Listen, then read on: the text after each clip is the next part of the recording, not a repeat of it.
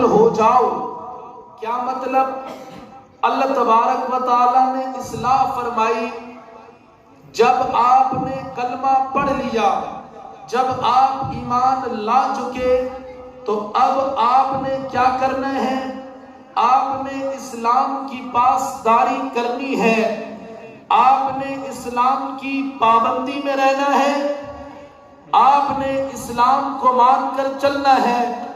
جب آپ نے کلمہ پڑھ لیا، اب عقائد سے لے کر اعمال تک، عبادات سے لے کر معاملات تک، معاشرت سے لے کر اخلاقیات تک، حکومت و سیاست تک، تجارت تک، تمام تر معاملات، تمام تر آپ کی چیزیں قرآن و سنت کے مطابق ہونی چاہیے۔ کیوں؟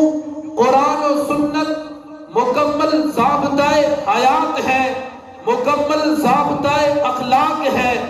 جب آپ نے کلمہ پڑھ لیا، جب آپ نے ایمان آپ لا چکے، اب آپ کا اٹھنا بیٹھنا، آپ کی بات کرنا، آپ کا جو بھی تعلق ہو، جو بھی کام ہو، جو بھی معاملہ ہو، وہ شریعت کے دائرے کے اندر ہونا چاہیے، شریعت کے دائرے کے اندر ہونا چاہیے، شریعت کے دائرے کے اندر ہونا چاہیے، اندر ہونا چاہیے۔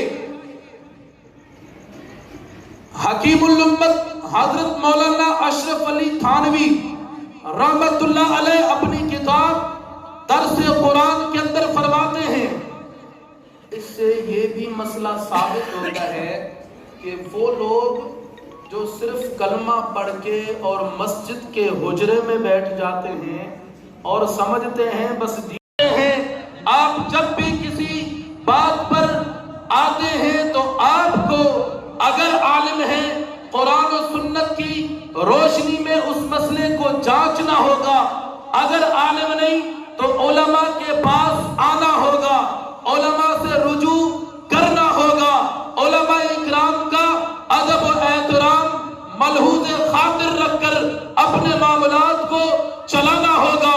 یاد رکھو، عقائد کا معاملہ ہو، عبادت کا معاملہ ہو، یا پھر تجارت کا معاملہ ہو، حکومت کا معاملہ ہو، یا پھر سیاست کا معاملہ ہو، آپ نے اسلام کے دائرے کو کراس نہیں کرنا، یہ نہیں کہنا سیاست میں سب جائز ہے، سیاست میں سب جائز ہے، بول تو صحیح ہے، سیاست میں سب جائز ہے، یہ کوئی جاہل تو کہہ سکتا ہے جس کا تعلق دین اور اسلام سے، قرآن سے نہ ہو۔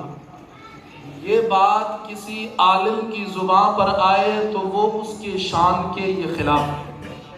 تو آپ نے کیا کرنا ہے؟ ہر چیز کو اسلام کے، شریعت کے دائرے کے اندر لانا ہے۔ یہ بات میں اپنی جماعت کے رضاکار دوستوں سے عرض کروں گا، فَإِنْ آمَنُوا بِمِثْلِ مَا آمَنْتُمْ بِهِ فَقَدِ اهْتَدَوْا۔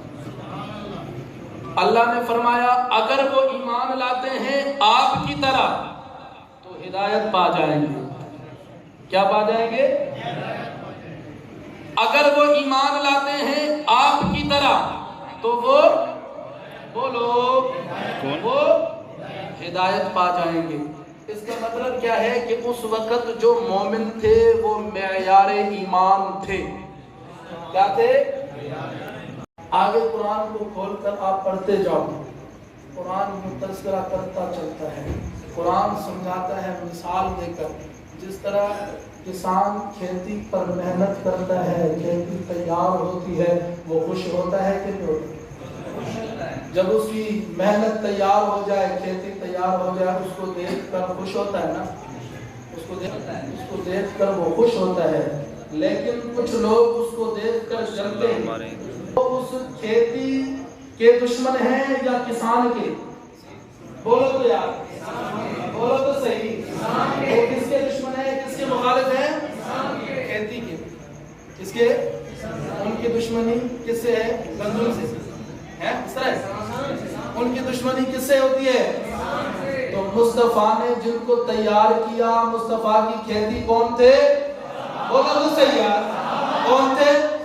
अब जो सहाबा को देखकर जलता है, ये हकीकत में दुश्मन किसका है? किसका है दुश्मन? है मुस्तफ़ा का दुश्मन है।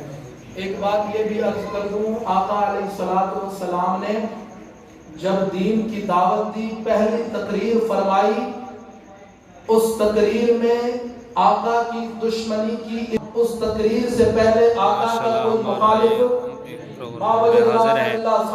कहने वाले लोग थे, लेकिन जब आका ने बताया अल्लाह के अलावा कोई और माबूद नहीं है, बन गए। इसी तरह हजरत अबू बकर सिद्दीक रज़ियल्लाहु ताला अन्हु ने जब हुजूर पर कलमा पढ़ा, उस कलमा पढ़ने से पहले कि हजरत गुलाम यासीन शाकिर से बैठे हैं, हजरत मुन्ना जुल्फ़िकार साहब। जिस तरह आका ने दावत दी, दावत देने से खालिफ नहीं था। हजरत अबू बकर ने कलमा पढ़ा, कलमा पढ़ने से पहले कोई मुखालिफ नहीं था। जिन लोगों के साथ दुश्मनी हो, जिन लोगों के साथ दुश्मनी हो, हम कहते हैं जिसके साथ दुश्मनी है वो अकेला रहे। ये सोच होती है नहीं होती है? दुश्मन के बारे में ये सोच होती है नहीं होती?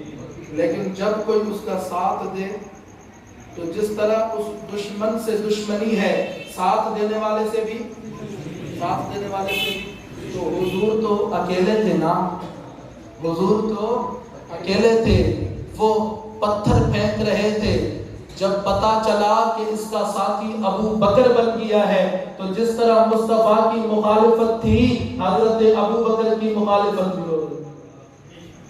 तो मैं अर्ज कर रहा था, अल्लाह ने मिसाल देकर समझाया कि जिस तरह खेती तैयार करता है, किसान देखता है